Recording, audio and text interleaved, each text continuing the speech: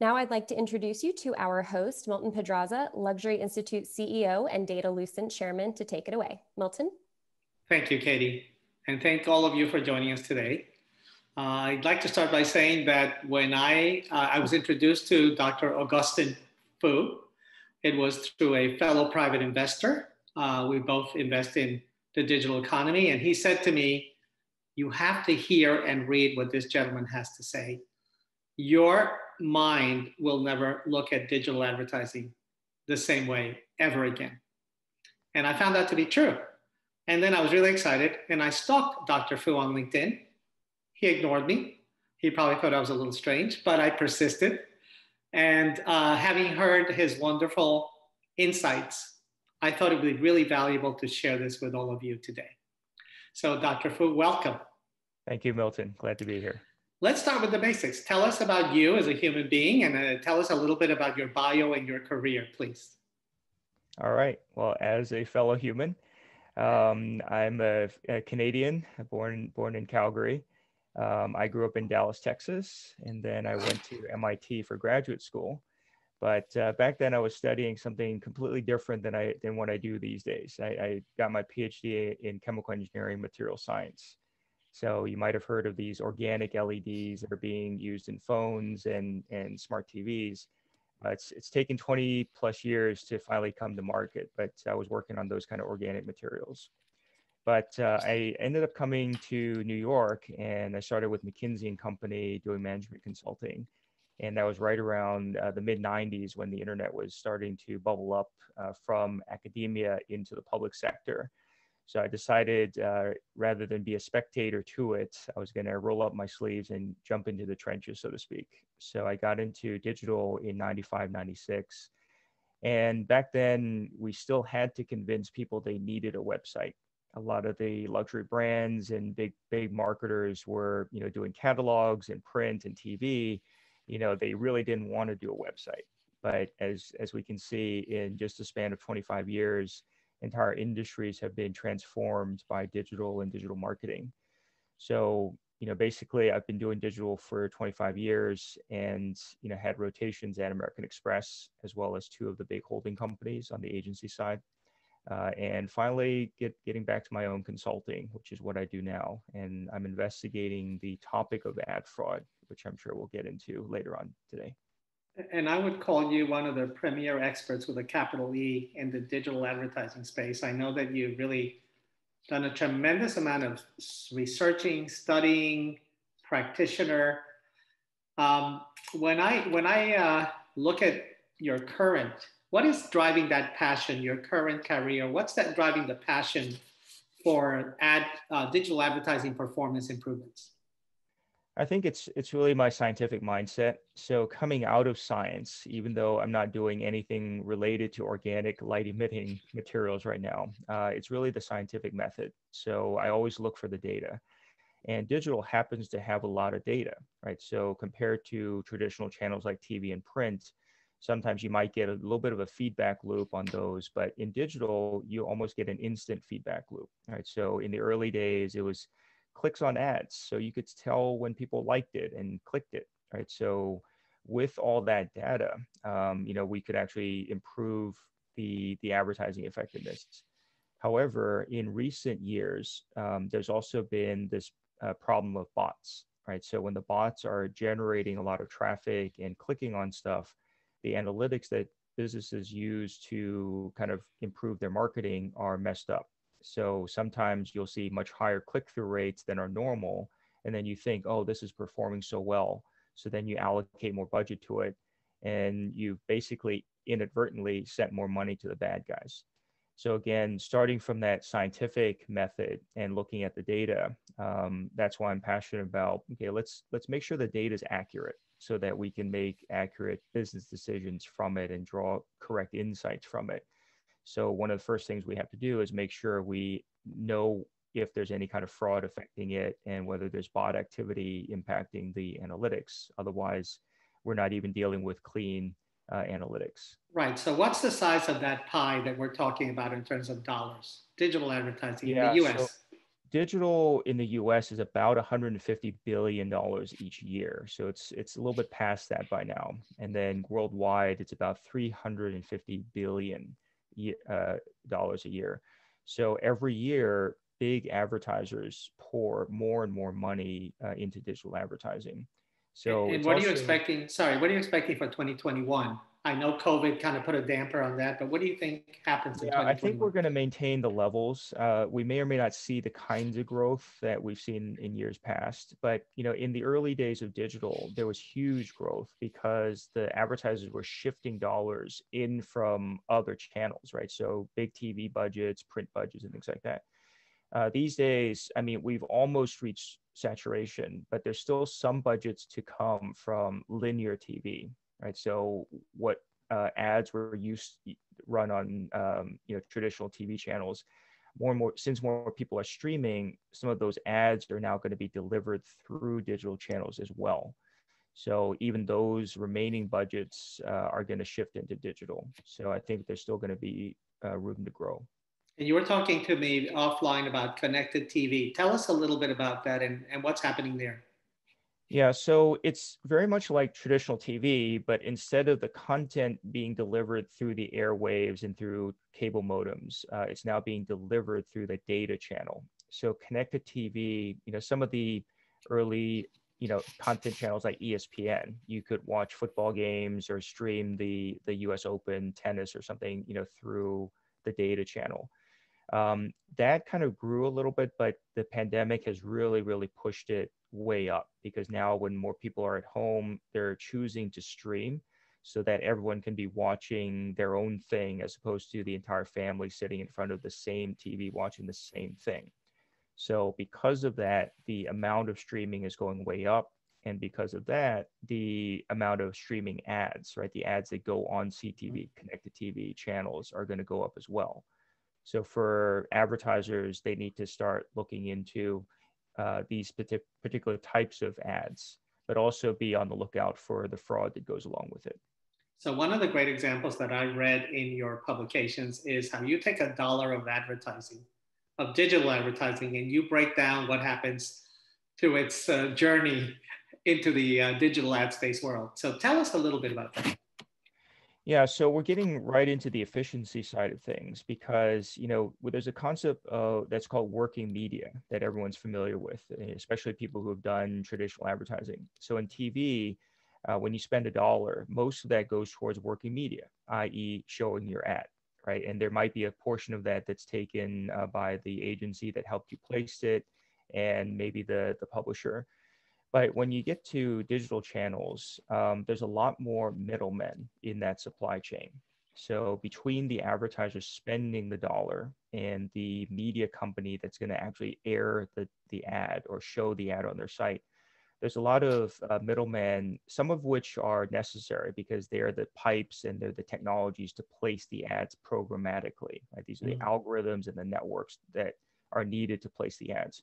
But because there are more middlemen in there, and all of these ad tech companies are venture-funded companies whose goal is to make money, all of them are taking a piece of it, right? And when you have enough of these middlemen taking small pieces, it adds up to quite a bit. So some of the industry studies that we've seen from 2015 onwards, so there's been 3 major industry-wide studies by trade associations, all of them said that at least 50 cents on the dollar goes to the ad tech middlemen in digital supply chain, as opposed to going to the publisher at the end to show your ad. So it's almost like a 50% tax, right? We call that the 50% ad tech tax. And there's not many other industries in which buyers would be okay with paying 50% tax, right? Think about when you're buying an orange, right? If someone said you have to pay 50% tax on it, you probably won't buy it.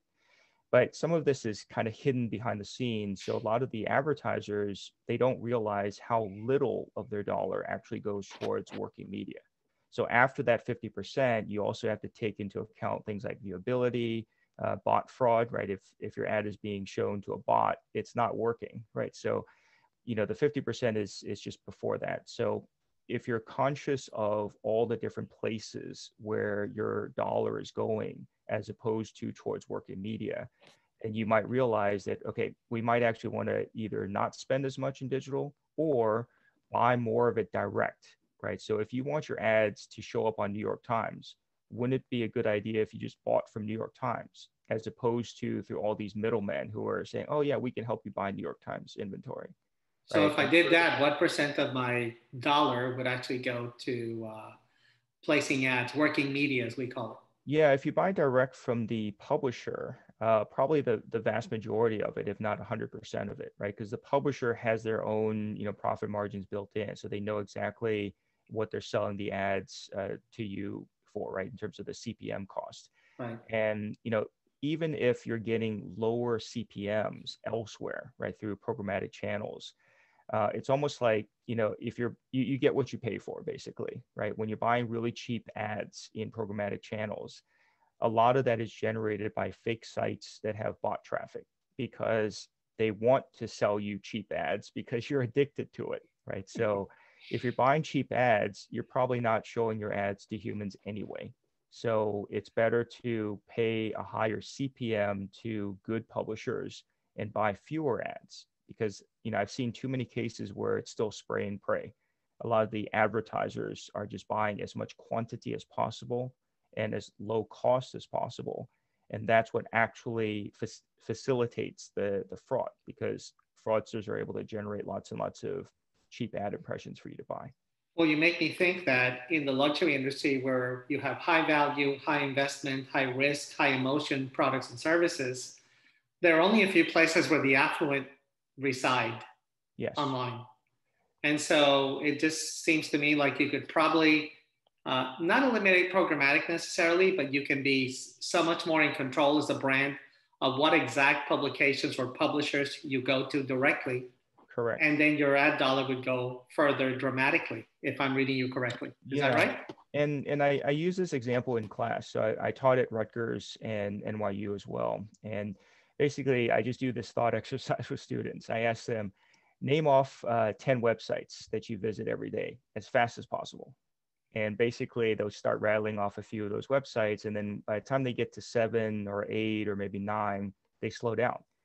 If you think about your own daily habits, how many different websites do you visit every day? And of course, you're going to visit some long tail websites, which are more niche, right? But you don't go back to them over and over and over again.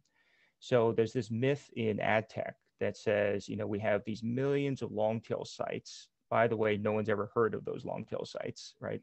But we have millions of them. And collectively, they can generate large quantities of ad impressions for you to buy.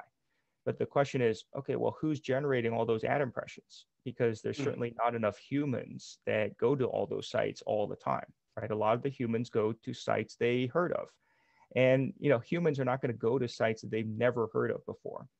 So bottom line is, just like you said, there's only a finite amount of publications or sites that the affluent or the particular targets that luxury brands want to show ads to. They don't go to that many places.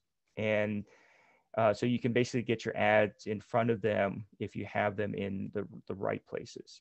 Now, you also gave me an example offline about how luxury brands in particular can be vulnerable because of counterfeits. Explain that concept.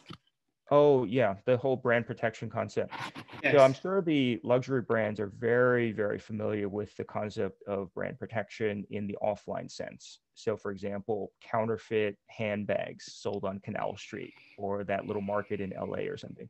So they're painfully aware of those kind of things where bad guys are basically knocking off their product and selling it. And that's costing them a lot of revenue. The same exact thing is happening online. So instead of Canal Street, we have 10,000 Canal Streets online where the bad guys are selling counterfeit luxury products. But the problem is, if you pair that with ad tech, the ad tech technologies and algorithms are looking for websites that have certain keywords on them. So if they have LVMH, if they have Gucci, if they have certain keywords, obviously they're describing their counterfeit products with those keywords because they're trying to get you to go there. If you're doing programmatic ads, your ads might actually be running on those sites as well, because those sites are trying to make money, right? They're counterfeiters, they're bad guys, right? So they're going to make money selling counterfeit luxury products. they're going to make money selling counterfeit ads. So your ads might actually be funding those very sites that you are trying to take down, right? And prevent them from selling counterfeit products. So just kind of think of that as brand protection, not in the offline sense, but in the online sense. So for marketers, they need to be very, very careful about where their ads run. Otherwise, they're inadvertently funding the very guys that they're trying to take down. Fascinating. You see, I had never heard of that, and you really pointed that out to me, and that's a huge risk that can be avoided. Every luxury brand is targeted, right? Because if they're the more expensive the product, the more likely the bad guys are going to make counterfeit products to sell cheaply, online. I mean, if you just look across Amazon, there's many, many examples of that. And then similarly, there's all these fake. Say it again. If you look across Amazon, there are examples of that. Tell me just more. Luxury products. So I'll use one that's not specific here. There's high-end high-end Japanese knives, like sushi knives and things like that. I'm a chef, so I look at that. But when you see those, there's some authentic ones that cost hundreds of dollars. But then there's cheap knockoffs that look exactly like those sushi knives, but they're $10, right? And it's some on Amazon. On Amazon. So those are like the cheap knockoffs, but they're named something Japanese. And then so when you're searching for, real Japanese knives, you're going to end up finding a lot of those counterfeit products.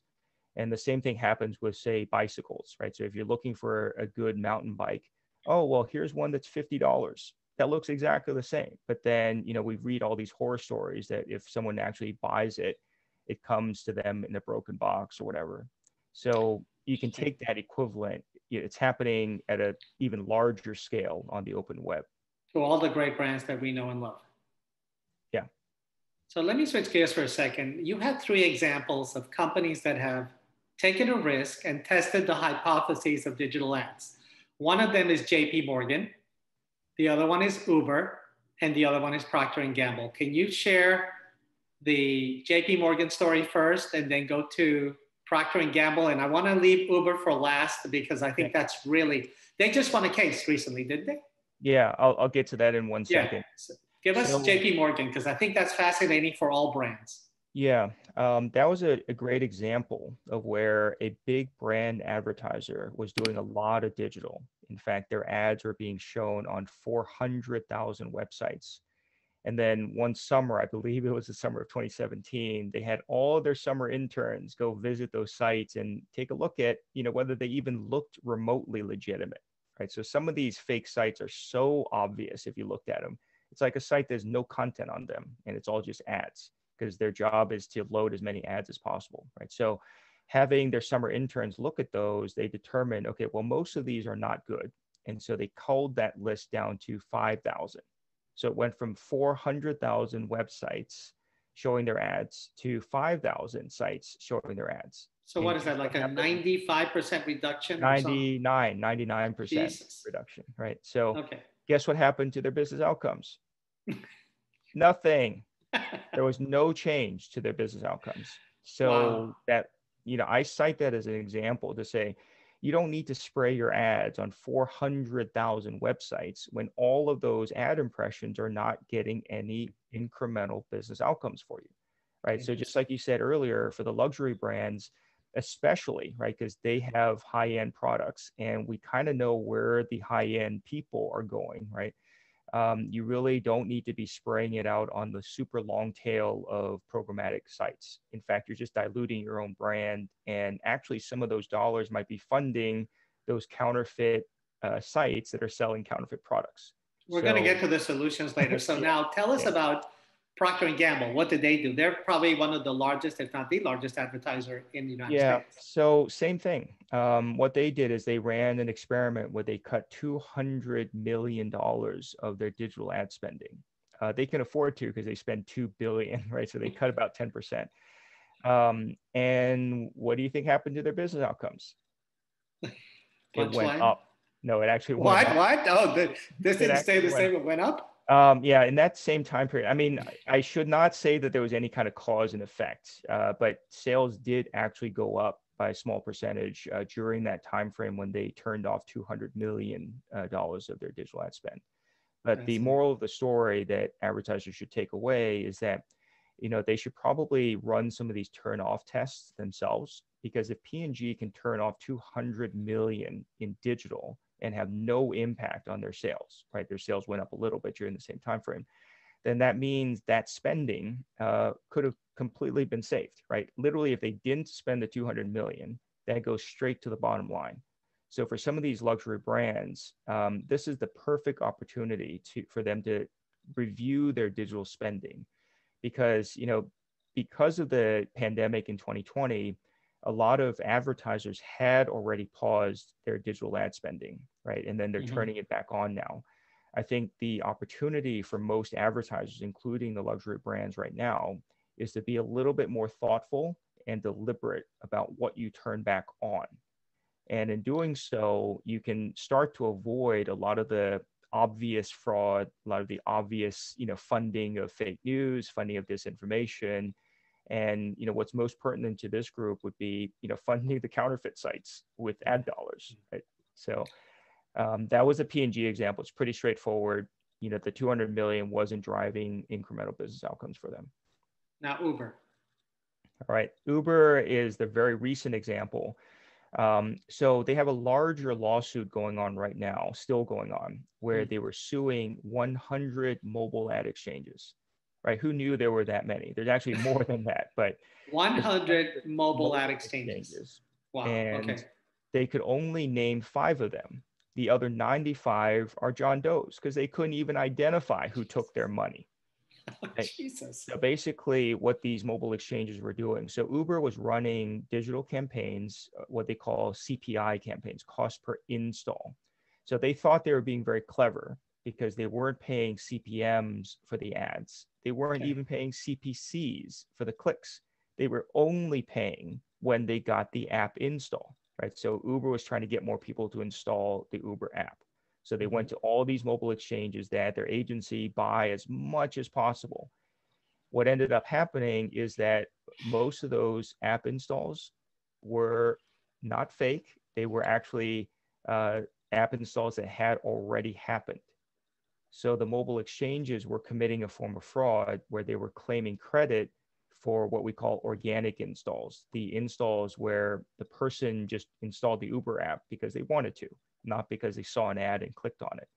So it's a form of fraud that's very easy to commit. It's called attribution fraud, right? So these mobile exchanges were basically tricking the reporting to make it appear that they helped to drive the install so that they could get the cost per install, right? Usually it's between $5 and $10 every time the app is successfully installed. So they were basically tricking Uber into paying them those CPI bounties.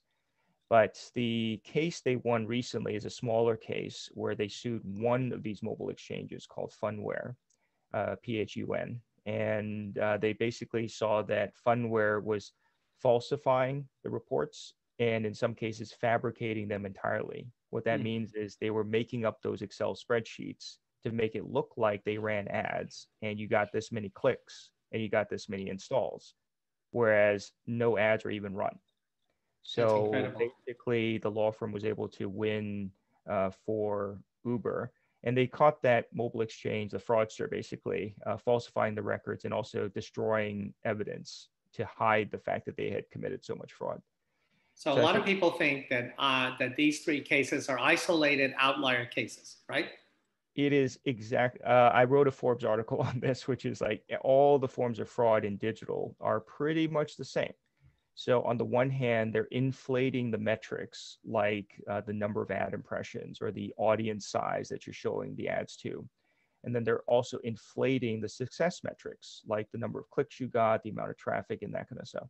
So it just all looks really, really good to the advertisers, but I would kind of characterize it as these KPIs are misaligned.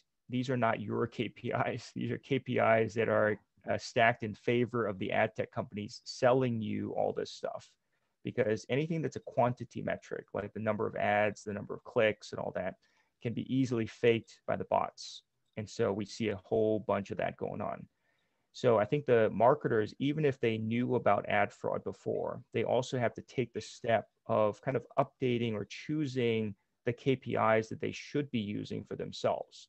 And put simply, they should be focused on business outcome type KPIs for themselves. Because if they can't show that their digital ads were actually driving more sales, then that's not good enough, right? And so And I think now, the ad tech companies have been taking advantage of that. thank you. And I know you said that even paying on a cost per lead or a cost per transaction is not even safe territory. So explain that. Yeah, let me be very specific here. So over the years, when I worked with university marketers, they would tend to pay on a cost per lead basis. This is where a high school student filled out an application to apply to college, right? So they would pay somewhere between $50 to $300 for each lead.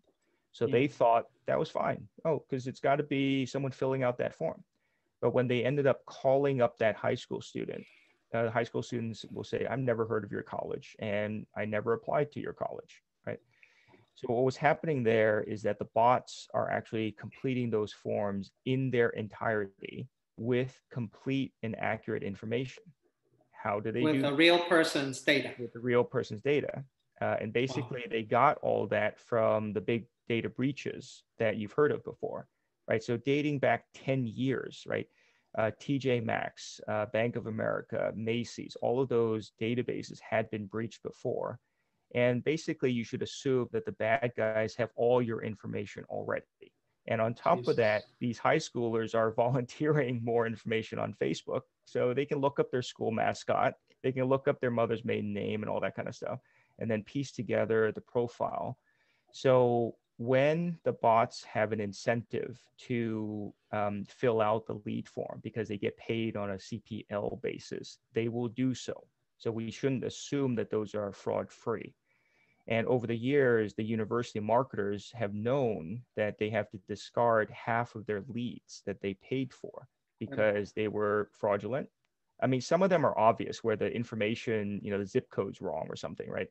But these bad guys are getting more and more advanced where the entire lead form can be completed correctly, but that person never intended to apply to that college. And you also say that bots can now be programmed so that they look like real people going on real websites, right? You talk about, that you can buy, fake, you can create fake websites and get fake traffic and get fake clicks. So that's an amazing thing.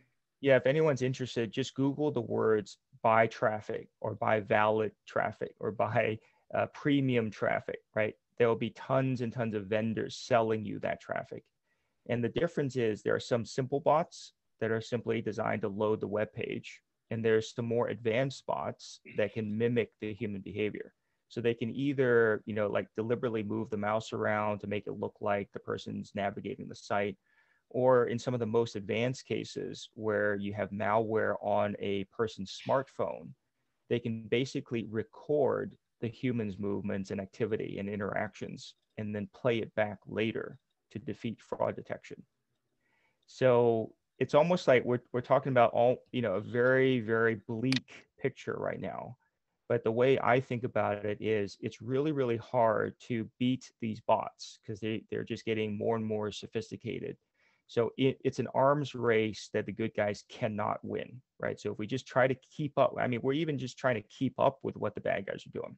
So instead of trying to avoid the bots, how about we think about it a different way, which is to try to target the humans, right? Because there's an ocean of bots out there. You can't put up enough defenses and barriers to fend them off, right? They're there to steal your money, steal your ad budgets. So a better way to think about that is to kind of flip it around. There's a finite number of humans spending a finite amount of time on a finite number of websites or mobile apps. If you can hone in on targeting those, you're going to be so much better than the next advertiser, right? So there's almost this opportunity for everyone on the webinar today. If they can lead and do that first, they'll get to the final destination before all the bigger advertisers like the P&Gs, the Unilevers, who are spending tens of billions of dollars in digital advertising, but they don't realize this yet, right? So there's only a finite amount of humans. And if certain brands start focusing on targeting humans above all else, right? Because you know, we hear all these other cases where they're doing fraud detection, they're doing viewability detection, they're doing brand safety detection, all of that trying to detect their way out of trouble because they're still buying through programmatic channels and trying to spray their ads onto millions of sites. If we did the opposite, right, and said, you know, let's go find the humans first. And even if we're paying higher CPMs, showing your ad to a human will have a much, much larger positive impact on your marketing outcomes than trying to pay for all these extra services to avoid the bots, right? So it's kind of like flipping your worldview around a little bit. Okay, now in the middle of all this, you know, let's call ecosystem that has challenges, but it's still a very powerful ecosystem. We're going to have privacy legislation injected. We already have it in GDPR and CCPA, but we'll probably have by 2022 US federal privacy legislation. And Apple and Google are effectively eliminating third-party cookies and creating an opt-in process so that, quote, they will protect your privacy. So how do those factors weigh into the digital advertising ecosystem? So those are the external forces that, you know, will come along. It's been necessary for many, many years, meaning protecting consumers' privacy, and it's finally come around. But I would characterize what we're seeing right now as more ripples than big waves, right? So privacy regulations are just starting to be enforced. So it's causing some ripple effects. And then the moves that Apple and Google are making. So specifically, Apple is going to be limiting who can get the device identifier, right? And then the apps have to ask permission for a bunch of other stuff. And then Google is eliminating third-party cookies from their browser, Chrome, which commands about 2/3 of the browser market share, right? So that's a very significant move. But these are good moves for the privacy of the consumer. And there might be an unintended outcome, which is actually better for the marketers. And that is it's cutting out all the crappiest ad tech companies out there because a lot of them are still basically selling snake oil. I'll call it snake oil to the marketers because there's this other thing called behavioral targeting. And so what these ad tech companies have been doing is collecting a bunch of data, primarily around what sites these visitors visit, so that they can derive some insights about who they are. So for example, okay, well, you know, this person visited these websites. We're going to, you know, kind of assume that they're male. I mean, I'll get into how crappy the data is because it's really, you can't derive anything accurately from that. So, you know, some of the studies, academic studies have shown that, you know, these ad tech cookies that are used for targeting, some of them are labeled both male and female at the same time because they don't know. And because by doing so, they can basically sell it to any advertiser, regardless of whether they're targeting male or female, right? So the ad tech companies can still sell it to them. But the academic study found that, you know, if you're targeting just one parameter, gender, and you said, okay, well, I want to target male, the data from that study, if I remember correctly, was that you'd actually hit that particular target only 42% of the time, as opposed to the natural breakdown, which was roughly 50%. So if you literally didn't buy the targeting parameter and just did spray and pray, you'd still be better than paying extra for the targeting parameter. So I could roll dice, would go 50-50, and I would have a better targeting outcome than by going through these target third party. Yeah. Okay, really that's just for one element, one that's attribute. just for one, right? And it gets way worse from there. We can share the study later. It's a long study, but well, you said for 2, it was 20. Yeah. And for 3 attributes like gender, age, and let's say location, it income was level. Yeah, it was actually completely wrong. So basically, the reason it's so bad is because it's derived. And it's also derived from data that was collected without the human's knowledge and without their consent. So a lot of that happens when you know, user goes to a page on New York Times. They think they're interacting with New York Times, but behind the scenes, there's 80 to 100 other ad tech trackers that are being loaded on the page. And what they're doing is they're harvesting this information about the visitor and using third-party cookies to say, okay, well, where did this visitor go? Right. So that's what we call behavioral targeting. So they're trying to figure out who they are based on which websites they visited. And that's not very accurate. Okay, but what I hear you saying is something that was astounding to me, which is after all that surveillance capitalism, they're still getting it terribly wrong. I mean, Correct. that blows my mind, okay? Yes. That's the ad That is tech a fact? myth. That is the myth that they've been selling to advertisers. So if advertisers realize that and were the first to say, okay, well, let's go to the luxury pub that we used to work with in the print days and buy media from them, you have a higher probability of not only showing your ad to a human, but also getting the right demographics, the right, all these other targeting parameters correctly anyway. And it'll cost you a lot less, and more of your dollar will go towards working media because it didn't go to the ad tech middlemen who are trying to maximize their own profits, not help you do better marketing, right? So, I'm going to weave in one of the questions I see here in the chat, which is if we go direct to a premium publisher, is there still exposure to bot activity? Yes, but that depends on whether the publisher is buying traffic or not, right? I can tell you in working with some of the larger publishers, they don't buy a ton of traffic and they're not there to deliberately rip you off compared to the long tail sites that are there to rip you off and use bot traffic. So as long as the large publisher direct buy is not buying a ton of traffic or using Taboola and Outbrain all over the place, there's a whole other can of worms that we won't get into here. The exposure to bot fraud is much lower because the kind of fraud bots that I study are not going to waste their time going to a Hearst website because Hearst makes the money if they load the ads there. These fraud bots are going to go to a long tail website that pays them for traffic because those long tail sites don't have enough humans. So the only way they can grow their ad revenue is by using bot traffic. And common sense will tell you there's not a whole bunch of humans sitting around with nothing to do, but to go to your specific website when you tell them to, right? So what's the most reliable way of getting a whole bunch of traffic to your site? It's use a botnet, right? So in some of the, there's a chart that I published in some of the articles I mentioned, the botnets that used to be used for DDoS attacks, right? They overwhelm a site with so much traffic that it fails. Those same botnets are now being used for ad fraud because if you point that traffic fire hose to a website that has some ad tech on it, meaning they can run ads, it's a way, way more lucrative use of the botnet than just the fun of taking down someone's website. Right. So that's why I color coded all those recent botnets as green, the color of money, because their primary use is now ad fraud. That's their favorite way of making money. And basically all the advertisers who don't know about this are just happily giving their money to the bots and not to showing ads to the humans that they wanted to.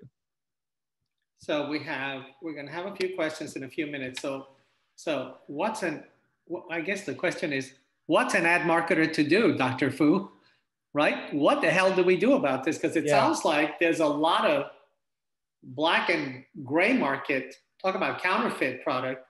There's a lot of counterfeiters in the ad tech world. I would say simplify. I'll put it into just one word, simplify. And that is, if you're trying to get as much quantity as possible and as low cost as possible, you're going to be exposed to ad fraud and bad stuff. If you go back to and simplify your marketing to, it's almost like blocking and tackling, right? Football term. Just go back to the basics, right? So marketers, they would look carefully at their analytics. They would look carefully at whether their digital marketing programs are generating business outcomes. And we've kind of lost sight of some of that in our addiction to large quantities. So I wrote an article called, doing digital marketing today is like watching sports, right? In the sports, when the scores go up or when, the Warriors score over 100 points, we all cheer, right? Because we want big numbers. So unfortunately, a lot of the digital marketing I see today is kind of like watching sports because we buy larger and larger quantities of ads. And oh, by the way, the other thing that's happening is buying ads as if they were shopping at Costco, right? So basically, they're buying cheaper and cheaper ads, just like shopping at Costco, but neither of those things really work well. So for a marketer, it's really getting back to the basics, being a little bit more thoughtful and deliberate about where you spend your ad dollars, and then just looking for those efficiencies like what P&G did, like what Chase did. And efficiencies, I'll be very specific here, it's not the way the agencies define it, right? When they say the word efficiency, they usually just mean low cost. And if you believe that, you're actually getting ripped off, because they'll keep saying, oh, it's more efficient if you buy ads over here in programmatic. That just means that it's lower CPM. It's not actually more efficient, right? Because of all the stuff that we talked about earlier, which is more of your dollar goes towards the middlemen instead of towards showing ads. So for the marketer, it's really almost like grade your own homework instead of let someone else tell you everything's fine, keep spending. Because what are those ad tech companies going to tell you? They're going to tell you everything's fine, keep spending, so they can keep making money from you. It doesn't mean you're going to do better digital marketing. So it's almost like you have to control your own destiny or somebody else will. Do you think that digital marketers today have the skill set to understand the complexity of that entire ecosystem you're describing? They have the skill set, and the complexity is completely made up by the ad tech companies to charge you more money. So I'm going to tie in a question that just came in. How do we know if buying those anti-fraud services actually work? All of those things would be irrelevant if you actually bought ads from Hearst, for example, right? Or bought ads from a legitimate publisher where they don't have a lot of bot activity in the first place, right? So I would characterize it as everyone has common sense. And if you have the right analytics to look at, you can apply common sense to your marketing and make it better than what it is right now.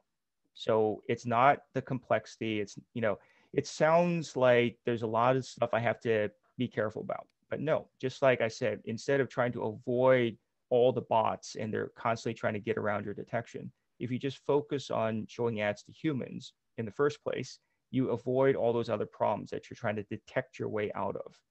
So for the marketer, that's why I said simplify, right? Look at the analytics yourself, apply some common sense to say, okay, well, this doesn't quite make sense. Like, why would all these people come to my site and then leave after 0 seconds or leave after 1 second, right? No matter how you cut it, that's not a valuable visitor, right? So common sense will tell you those kinds of things, but you have to have the right analytics.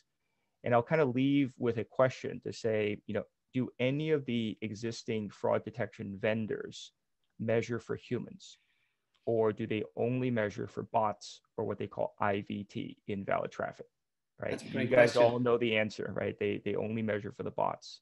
Right. So when you have the analytics in place, and I can show, whoever's interested, the analytics that I use for clients, where we actually measure for humans, and we can actually track it all the way through to the sale.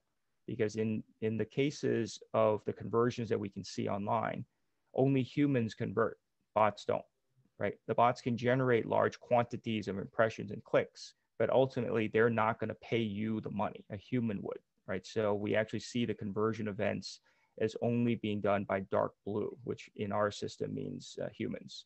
So you can track it all the way through. I see a few questions, so I'm going to open it up to questions, and then I'll let you have the last word. Like what is the one thing you would do immediately? And I think you've addressed it, but I'll let you have the final word.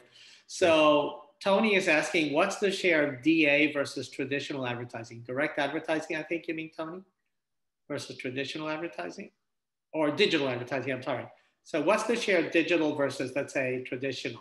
Do you know? Oh, it's actually surpassed traditional now. And that's because, various things like all the mobile stuff is bucketed under digital. And then increasingly the TV spend is going to be considered digital as opposed to traditional TV, right? And we talked about that change, right? Going from linear broadcast to streamed via the data channels. So when that happens, even the TV ads are going to be considered digital.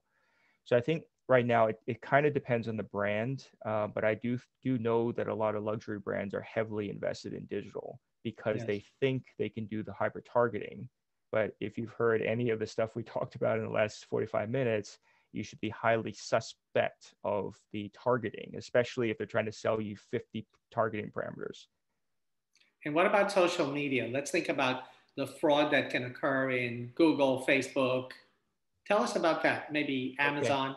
Forgetting Yeah. about counterfeits at Amazon. Let's focus Yeah, on so Facebook. the walled gardens, both Google and Facebook, you might have heard the term walled gardens. Mm-hmm. And what they mean by that is, outside measurement is usually not permitted, and users are logged in. It's a logged in environment versus the open web where users don't log in. Now, unfortunately, some brands are under the impression that walled gardens are bad, and that's because their agencies keep telling them that. Now, the motivations are misaligned. The agencies tell the brands that the walled gardens are bad because every dollar that's spent directly with Google and Facebook is a dollar less that's spent through the agency. So just understand that the BD agencies have every incentive to tell you those are bad. But let me tell you how I think about Google and Facebook. I break them into two parts, right? So Google, there's the part that runs ads on google.com, right? So your search ads, if they show up on google.com, it's probably much, much lower in fraud because humans Google things, right? So they're actually on the search engine searching for stuff. So those ads on google.com don't have a lot of bot activity because, again, the bots don't make money if the ads load there, right? Google does. Mm-hmm. Whereas the other part of Google, called Google Display Network or Google Search Partners, are all the sites outside of Google that use its technology to run ads. All of those places you should consider almost all fraudulent, right? The default could be fraudulent. That's a strong statement. Yeah, because these are the long tail sites that don't have a lot of humans going there. Now, there may be some in there that have some humans, but in general, there's a vast number of sites in Google Display Network and Search Partners where the way they can increase their own ad revenue is by using bots, right? Buying the bot traffic. So it's night and day difference. So if I tell a small business owner and they have finite number of dollars to spend, if you do search marketing, do it on google.com and make sure you turn off search partners and GDN, right? That's how you can do search marketing reliably. So pure Google. Yeah, pure Google. And then there's the exact same parallel with Facebook. So if your ads run on Facebook itself in its main app and Instagram and WhatsApp, it's going to be a lot lower in fraud than if it runs on Facebook Audience Network, FAN, which are all the sites and apps outside of Facebook that use its tech to run ads. Now, there's a ton of volume in FAN, but most of that volume is generated by fake sites and fake users. So it doesn't matter. It's not going to drive any business outcomes for you, right? So again, you have to get out or wean yourself from chasing large quantities, because if you can do your ads on Facebook itself, you're much less exposed to this kind of fraud. And I have case study after case study of much, much better outcomes when doing display ads on Facebook itself compared to spraying it everywhere, right? What about Amazon and Walmart, which are now both getting into the ad game?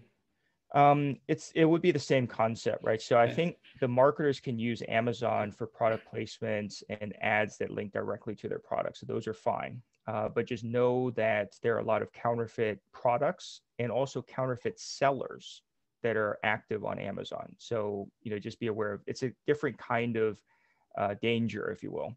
And then Walmart is still pretty new. I think they just partnered with Trade Desk to start offering their programmatic. So I think in those cases, it will make sense for some brands. I think maybe more the mass brands. Yeah. Just like in the grocery store, you can pay extra for the end cap to display your product more prominently. In the case of Walmart, both their site and their stores, the P's and G's and the Unilevers would have a way to feature their particular soap, before, anyone else's. So I think those are a little bit more applicable for mass brands as opposed to luxury brands. So I'll end with one topic, which is basically, you talk about the fact that the incentives across the entire ecosystem are aligned to promote, shall we say, to not promote the best interests of the marketers. How's that? Is that a way to put it? Yeah, or it's aligned to promote the best interests of the ad tech companies, because they have to satisfy their VCs, and if they're a public company, they have to satisfy Wall Street, right, with quarterly numbers and growth rates and all that kind of stuff. So their primary job is to make as much profit and revenues as possible for themselves. their primary job is not to help you do better digital marketing, right?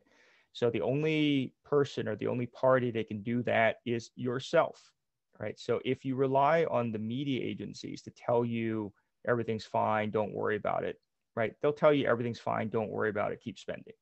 Okay, so if you really don't want to do any other work, go right ahead. There's plenty of marketers that do that. And then similarly, the ad tech companies, including the fraud detection firms, right? So now there's all these, what I call a cottage industry of vendors that have sprung up to serve specific needs because, marketers say, oh, well, if I'm advertising on programmatic, I should have fraud detection. I should have viewability detection. I should have brand safety detection, right? Just all of those things are extra cost that would be completely unnecessary if you didn't try to spray your ads onto millions of sites, most of which humans have never heard of, right? And the same thing with mobile apps. Do you want your ad showing up on this goat simulator? Okay, or these other, I won't even, it's too inappropriate to say on air, but there's all these fake apps that are just eating up chunks of ad dollars that are completely fake. And if the advertisers actually knew where their ads were running, they'd be pissed. And that's really the problem because a lot of the advertisers, so for everyone on this webinar, if you don't get placement reports that tell you exactly which domains and apps were showing your ads and in what quantity and in what click rates and all that kind of stuff, you're getting ripped off, right? So if you don't have that, be sure to ask for that because that is the first thing you can do. And just look through the list of sites and mobile apps that are running your ads. And you tell me if you think that those are all legitimate, right? You'll find it very, very eye-opening.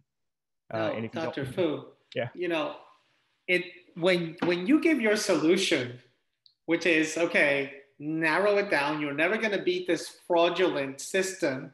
So go back to the basics and do the fundamentals. You almost make it sound like we're never going to defeat the dark digital ad world. You really think that's true? Yeah. Like when I look towards the future, I always think of something optimistic to say, but I'm not finding that here. And I know you're not a pessimist, neither am I. I will end on a positive note, rest assured. Okay. But let me put it this way.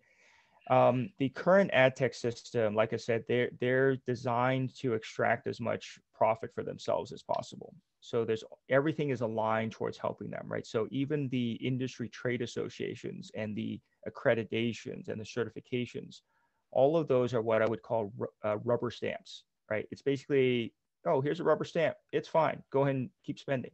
And we're certified.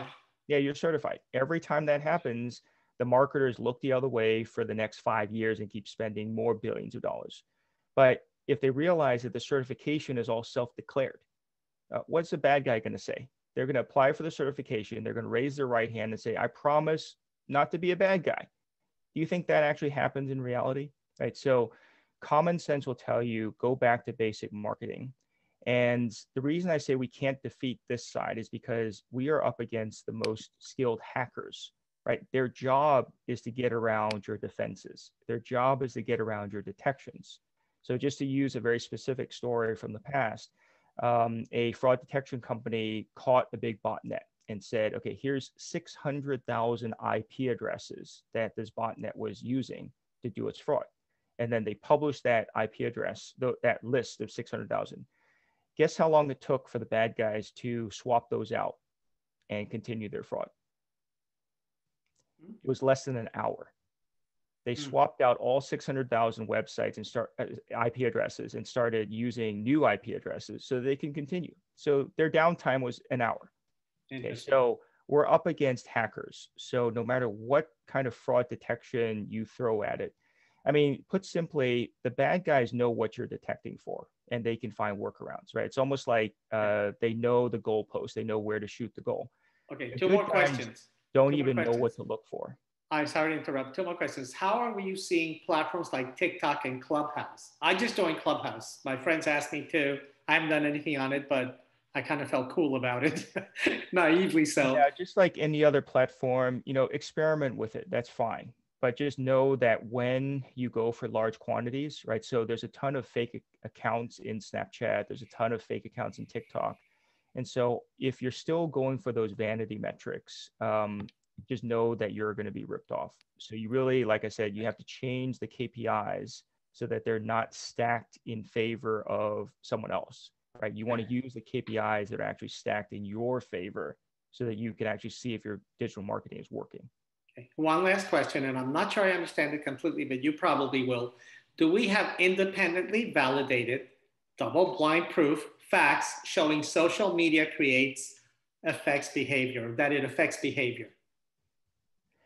Yes, we do, actually. Okay. But it's not going to be the influencer marketing that everyone talks about, right? So influencers are a lot of times fake, right? So if you look at the New York Times article, it's called The Follower Factory. So this was about a year or two ago. And then everyone knows there's countless fake accounts on Facebook, right? So I think I documented about 15 billion accounts that they had to close down because they were fake. So it's not influencer, right? However, there's a study recently that I quoted. Consumers look at what consumers like UGC, user-generated content, but it's primarily from other users who have bought the product and are talking about it and showing how they use it. Not a fake influencer that just holds up a bottle of shampoo and says, "Oh, I like this." But Right? when you say fake influencer, is the influencer real, but their followers fake? Yes. So the influence of that fake influencer is inflated because all their followers are bot accounts, right? So some of those actually go out and buy a bunch of followers to make themselves look like they have more influence than they actually do. So that's a system that's easily gamed. It's set up to be gamed. So hopefully the luxury brands won't fall for that. Well, I happen to know B2B people who I am told buy traffic and followers, which I think is abominable. But okay, give us the last word. I want to close on a positive note. Tell us what all of your great insights, and I think we've all been fascinated. Maybe reiterate what we need to do, and we'll close it with that. I'll end with a positive note, which is to say I've been doing digital marketing for 25 years, but the best days of digital marketing are still ahead of us. Because what we're doing right now is not great. What we're able to do going forward, especially those advertisers who take the lead and actually kind of break themselves out of the current, hamster wheel that's been sold to them by the ad tech companies, right? If you can break free of that and you can lead into the new world, which is, let's look at real metrics. Let's look at the data on how many of our ads actually got shown to humans. Let's look at real business outcomes. Then digital can actually fulfill its promise, right? So when I started in digital 25 years ago, the promise of digital was the right ad to the right person at the right time. That promise has not yet been fulfilled, even though there's all these things around behavioral targeting and all that. You think that is it, but it's a figment of the bot activity that you're seeing. So if we're to now be much more deliberate and thoughtful in how we do digital marketing, then we're actually going to get to a much, much better place in the near future. So Dr. Augustine Fou, thank you. It's been a great journey with you on behalf of Luxury Institute and DataLucent. I thank you, and I hope to have you on again. And thank you all for joining us today. Brilliant. Thank you so much. Thank you, everyone.